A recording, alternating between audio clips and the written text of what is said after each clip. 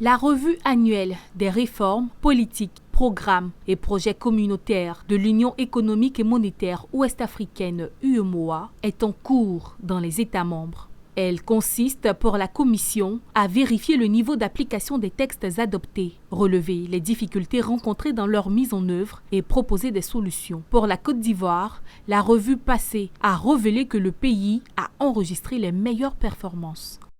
Pour la revue que nous avons réalisée l'année passée, la Côte d'Ivoire avait réalisé la meilleure performance dans la sous-région en termes de progression, parce qu'elle est passée de 61 taux de mise en œuvre de 69% en 2018 à un taux de mise en œuvre de 80% en 2019. Donc cette année, nous espérons que ce taux va encore être meilleur par rapport au taux de 2019. L'un des domaines dans lesquels il y a une faiblesse dans la mise en œuvre des réformes, c'est dans le domaine de la liberté de circulation des personnes et des professions libérales.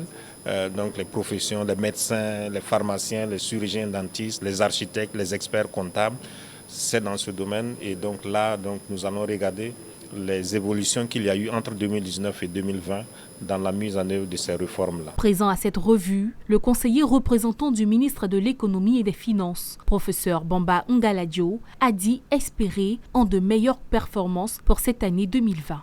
Sur un certain nombre de textes relatifs au transport, notamment les charges à l'essieu, il faut respecter le poids des véhicules qui circulent sur nos routes pour les dégrader au moins. Là aussi, j'avais eu quelques difficultés.